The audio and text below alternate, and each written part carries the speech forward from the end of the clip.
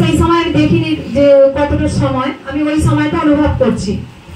তা আমার একটা ফোন এসেছিল, ফোন আসতে আমি ফোনের মধ্যে একটা মানে ছবি দেখবো বলে আমি নিচে নেট ঘুরছে না বলে আমি দোতলা একবার ছাদের মধ্যে যাচ্ছি। তার ছাদের মধ্যে থেকে যেতে যেতে একতলার আমার ছোট ছেলেকে ডাকছি যে বাবু তুই কোথায়, বললাম আমি ছাদে আছি।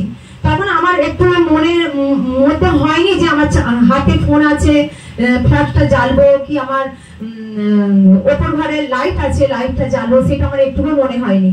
তা যখন আমি দুতলা ছাদের উপরে একবার উঠে সর্বশেষ সিঁড়িতে পা দিয়েছি, একটা পা আমি ডান পাটা দিয়েছি আর একটা পা পুরো বাইরের দিকে দিয়ে দিয়েছি, দিয়ে তখন আমি বাবুরে আমাকে বাঁচা বলতে আমি এমনই ভাব দুতলা থেকে একতলা পড়েছি আর 3টে সিঁড়ি আমি গড়িয়ে পড়েছি। আমি কিভাবে পড়েছি যে আমি উপরে পড়িনি, আমি পড়েছি এমন করে মানে চিত হয়ে পড়েছি, আমার ঘাট থেকে কোমর পর্যন্ত লেগেছে। লেগে তখন আমি মানে সিঁড়ির যে কোনাগুলো রয়েছে যেমন ধানের বস্তার উপর থেকে পড়লে একটা মানে ধপাস করে আওয়াজ হয়, সেই রকম আওয়াজ হয়েছে। আমার দু মা ঘরে বসে টিভি দেখছে, পাখা চলছে, তারপর আমার পাশের বাড়ি খুশাশুড়িরা সেখানে তারা বসে আছে, মানে একটা বিকট আওয়াজ হতে মানে সবাই যে যেখান থেকে পেরেছে ছুটে এসেছে আর সবাই কাঁদছে। আর তখন আমার কথা বলার ক্ষমতা ছিল না, আমার ছোট ছেলে খুব কাঁদছে, মা তোমার কিচ্ছু হয়নি, তোমার কিচ্ছু হয়নি, কিছু হতে পারেনি। তখন আমি 3টে সিঁড়ি গড়িয়ে তখন আমি মাথা গুঁজে পড়ে রয়েছি আর আমার কথা বলার ক্ষমতাটা তখন আমি পাচ্ছিনি।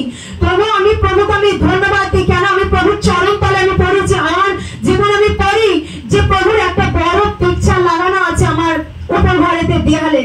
তা আমি প্রভুকে আমি হাত তুলে তখন ধন্যবাদ দিয়েছি, প্রভু তোমার আমি ধন্যবাদ, তোমার উদ্দেশ্য আছে। তা আমি প্রভুকে ধন্যবাদ দিয়ে তখন আমি আমার ছোট ছেলেকে কোনো ইশারা করে বললাম যে তুই আঙ্কেলকে ফোন করেন মধ্যে। তখন আঙ্কেলকে ফোন করার মধ্যে তখন ফোন পেল না, আঙ্কেল অন্য জায়গায় প্রার্থনা ছিল, হয়তো আমি তখন জানতাম কিন্তু ওই সময়টা আঙ্কেল তুলতে পারেনি, অন্য জায়গায় প্রার্থনার মধ্যে ছিল।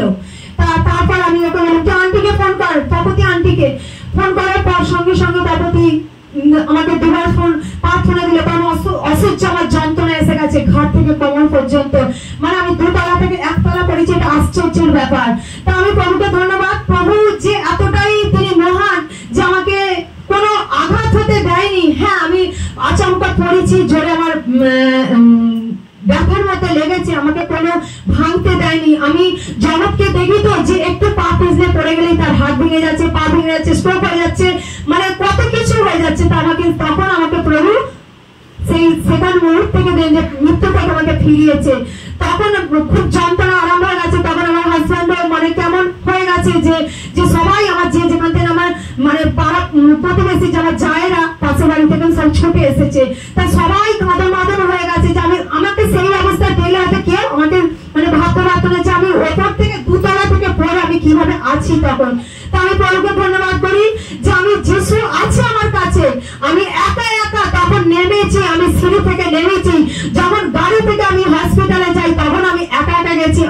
আমি জানি যিশু আমার সঙ্গে আছে, কেন যিশু ছাড়া আমার কাছে কেউ নেই, যিশু সত্যি আমাকে দিয়েছে। তখন তপতি আমার রাস্তা আমাকে ফোন করেছে, তখন আমার 3বার তপতি ফোন করে প্রার্থনা দিয়েছে। তখন করুণা ফোন করে সকলকে যে যেখানে আছে যে মন্ডলীর সন্তানরা হাঁটু গেড়ে বসে পড়েছে প্রভুর কাছে প্রার্থনা।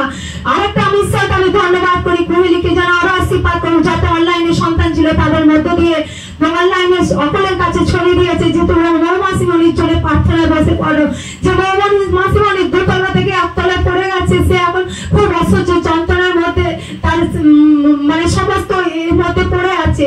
তা আমি প্রভুকে ধন্যবাদ করি। যখন আমি হসপিটালে যাই তখন মঙ্গলবার রাত্রিরে তখন আঙ্কেল সেই মুহূর্তে আমাকে ফোন করেছে, আঙ্কেলের কাছে না হবে 10 থেকে 15 জনের ফোন গেছে। তখন সেই মুহূর্তে আমাকে ফোন করে, কারণ আমার কথা বলার অবস্থায় ছিল না, ক্ষীণ অবস্থা, আমি আঙ্কেলের সঙ্গে কথা বলছি।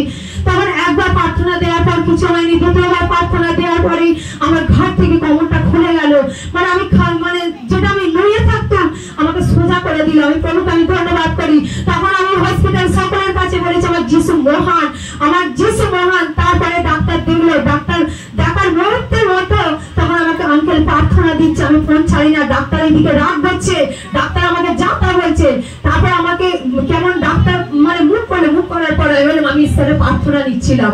তখন ডাক্তারবাবু কি করলো, নত হয়ে ডাক্তারবাবু বললো ঠিক আছে তুমি ভালো হয়ে যাবে। সে কেন, তারা ঈশ্বরকে জানে। সেই মুহূর্তে যে আমি ঈশ্বরের নামকে তাদের কাছে আমি প্রশংসা করতে পেরেছি, আমি এটা ঈশ্বরকে ধন্যবাদ দিই।